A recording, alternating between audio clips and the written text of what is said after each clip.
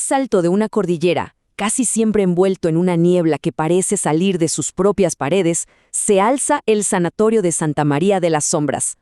Hoy no es más que una ruina, pero hace 80 años fue el epicentro de una lucha desesperada contra la muerte, una batalla que se perdió de la peor manera posible. Hoy vamos a meternos de lleno en la historia de un lugar que nació para sanar y con el tiempo terminó siendo una tumba para el alma. Y créanme, sin duda ha estado esperando. Esta frase, de alguna manera, resume la esencia de lo que vamos a explorar. Un lugar donde el eco de los gritos parece que todavía vibra entre las paredes. Bien, para entender el horror de este sitio, primero hay que entender el miedo que lo creó. Pensemos en principios del siglo XX. La sociedad vivía aterrada por una enfermedad para la que no había cura, y que, pedía a gritos una solución drástica: el aislamiento total. Intentemos imaginar ese pánico. La gran plaga blanca, la tuberculosis, no era solo una enfermedad, era un estigma social. Recibir ese diagnóstico significaba ser apartado del mundo, enviado a un lugar lejano del que muy pocos regresaban. Y de ese miedo profundo nació el sanatorio. Y es justo aquí donde la historia empieza a torcerse. Por un lado, se vendía al público como una máquina de curación, casi un paraíso en las montañas. Pero la realidad era mucho más oscura. Era en la práctica un vertedero social para esconder a los que nadie quería ver, un depósito de secretos familiares y de gente olvidada por todos. Ahora, demos un salto a la década de 1940. Para ese entonces la esperanza ya casi no existía, y el aislamiento dio paso a la experimentación. Y es aquí donde entra en escena la figura central de esta pesadilla, el doctor Julián Arrieta, un hombre que estaba convencido de que la ingeniería humana podía ganar donde la medicina tradicional había fracasado. La técnica estrella de Arrieta era la toracoplastia, un procedimiento brutal. La idea era colapsar el pulmón para, supuestamente, forzarlo a descansar. ¿Y cómo lo hacía? Cerrando y extrayendo hasta 8 costillas. Y lo peor, todo esto se realizaba sin una anestesia general efectiva. Los pacientes sentían cómo les arrancaban los huesos del cuerpo. El horror no era un efecto secundario, era el método en sí. Nada puede ilustrar esto mejor que las propias palabras de quienes lo vivieron.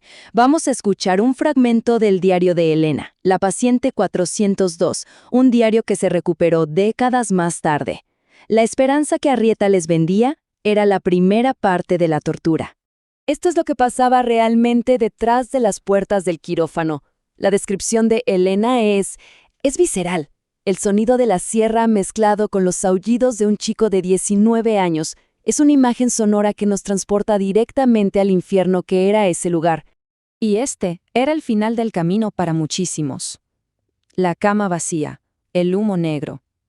Elena ata todos los cabos. Los pacientes no eran dados de alta, eran incinerados en el sótano. La libertad que les prometían era en realidad la muerte. Pero el horror físico era solo el principio.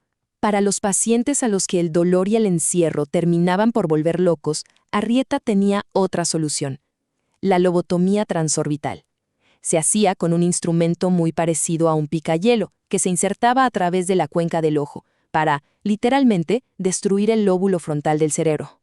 Ahora, escuchemos a alguien que fue testigo de todo, noche tras noche, el enfermero jefe, Mateo. Su testimonio nos revela el absoluto desprecio que Arrieta sentía por la dignidad humana. Pongan atención a ese detalle: la sangre de un loco no infecta a otro. Esa frase resume toda su filosofía. Y el resultado de este procedimiento es verdaderamente escalofriante. Arrieta no curaba, no, él borraba a las personas, los convertía en cascarones vacíos, completamente indiferentes al mundo. Como decía el enfermero, el silencio que venía después de los gritos era, quizá, todavía más aterrador. Y este es el testimonio que condensa toda la tragedia. Una niña perfectamente consciente de que estaba a punto de ser borrada. La memoria de sus ojos persiguió a este enfermero por el resto de su vida y nos da un rostro, una víctima concreta, en medio de todo este horror anónimo. Pero, como siempre pasa, toda opresión tiene un límite. En 1969, la situación en el sanatorio llegó a su punto de quiebre, y todo culminó en una noche de violencia que se convertiría en leyenda. Esta es la fecha clave, 24 de octubre de 1969. Una falla eléctrica dejó el hospital en total obscuridad. Y para los pacientes, esto no fue un problema, fue una oportunidad. Pero no buscaron escapar, buscaron venganza. Los primeros en descubrir la escena fueron los policías, 3 días después. Esto es parte del informe oficial del oficial Sánchez.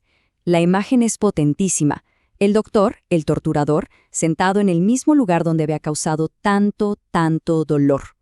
Y aquí llega la justicia poética y brutal.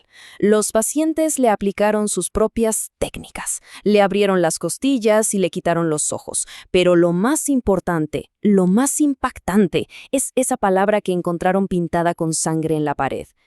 Libres, una sola palabra que lo grita todo. Era la declaración final de aquellos a quienes les habían quitado la voz, el alma y la vida. Fue su último y desesperado acto de afirmación. Después de esa noche, el hospital fue abandonado para siempre. Pero claro, la historia no terminó ahí. Un sufrimiento tan extremo dejó una cicatriz, y esa cicatriz es lo que hoy muchos llaman actividad paranormal. Y de ahí surgen algunas de las leyendas más famosas que rodean las ruinas. Se habla de una enfermera buscando a su hijo, de un montacargas que revive su función macabra cada noche, e incluso de la propia silueta de Arrieta, que dicen todavía vigila desde su balcón. Entonces, ¿qué son estos fantasmas? ¿Son espíritus, como dice la leyenda? ¿O es algo más profundo? Quizás el sufrimiento a una escala tan masiva no desaparece sin más. Quizá impregna el lugar, dejando un eco, una memoria residual que todavía se puede sentir. Y este, al final, es el punto crucial de toda la historia. El sanatorio nos aterra, no por sus fantasmas, sino porque es un monumento a la crueldad humana. Nos recuerda que los peores monstruos no son los que se esconden en la oscuridad, sino los que visten batas blancas y actúan en nombre de la ciencia, convencidos de tener la razón. El verdadero horror es lo que somos capaces de hacernos unos a otros.